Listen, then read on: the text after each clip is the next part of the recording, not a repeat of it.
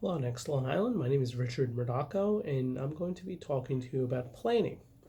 As for my background, I'm an adjunct professor at Stony Brook University in their School of Public Policy, where I teach graduate level courses on urban planning, of course, economic development, and even coastal zone resiliency, all topics related to planning.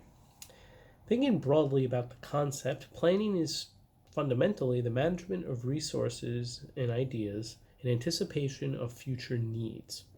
For our purposes, planning is a useful vehicle that gives local elected officials, say, a roadmap for policymaking in the years ahead.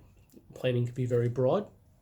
It can span geopolitical boundaries, such as what was done historically on Long Island when they wanted to protect groundwater or farmland, or it could be very local. Think about what villages have done in recent years to try to build more transit-oriented developments around Long Island railroad stations.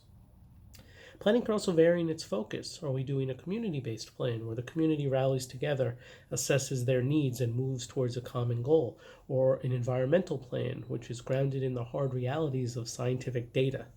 Or even both. Comprehensive planning efforts incorporate all approaches of planning, including transportation and even aviation.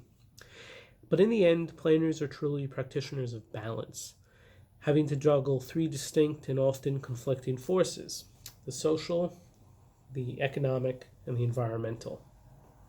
As we move forward in our discussion, I ask each of you to consider really how local actions collectively translate to regional goals. In my own work, I've stressed the need for plans that are regional in scope but local in implementation. With Next Long Island, this is a great opportunity to pool our experiences together and craft recommendations that will make this region a better place to live, work, and play. In particular, this methodology can be applied to the challenge of creating next generation housing for young professionals in the region. But we can even think beyond that. How do we create inclusive housing options for all generations in the region? I look forward to seeing your responses, and thank you.